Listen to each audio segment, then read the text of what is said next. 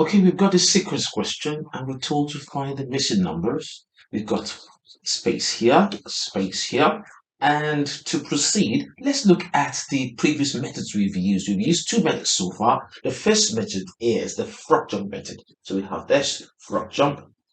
Okay, frog jump. And then the second method is the drop method.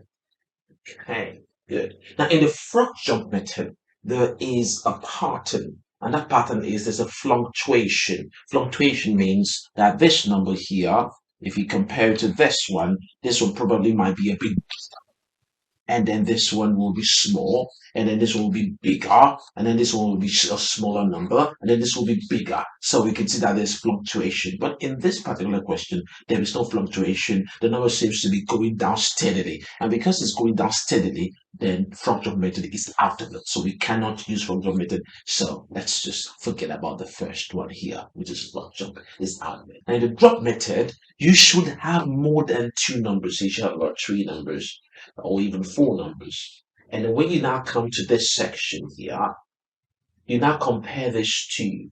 You compare this two and you realize the difference between them is 8. And then you come here, you compare this two, you realize that the difference between them is 7.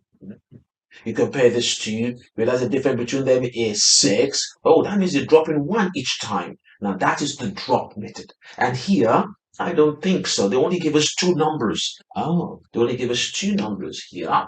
They give us only two numbers. And there isn't much we can do with these two numbers. If there were three numbers, that would have been good. But there are only two numbers. So drop method will not go here. It doesn't work. So let's forget it. So we're gonna rub this one off. Now we're going into the third method.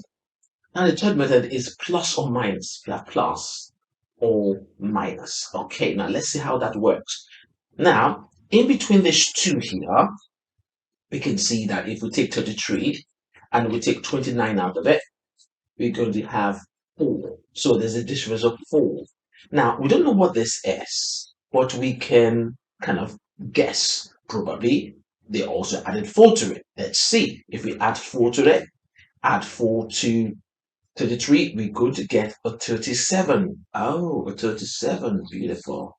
Okay, good. Now, if we add a 4 to 37, will it give us a 41? Excellent. This is going to give us a 41. Beautiful. You can see that that's working. We're adding 4 all the way through. Now, if we add 4 to this one here, to 41, it's going to give us a 45.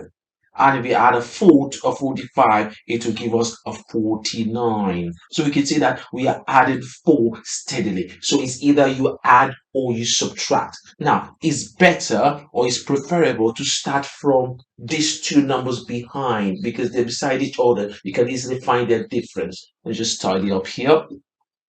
Okay. So if you're looking for a question like this, it's good to look for two numbers that are beside each other. It's not good to start here. These two numbers are not fine. Yeah.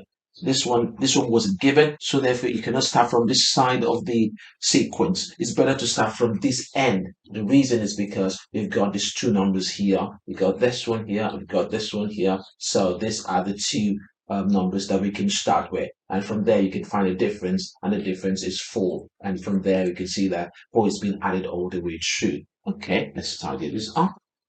Okay, beautiful. Okay, so the answer here is 45 and 37. Beautiful.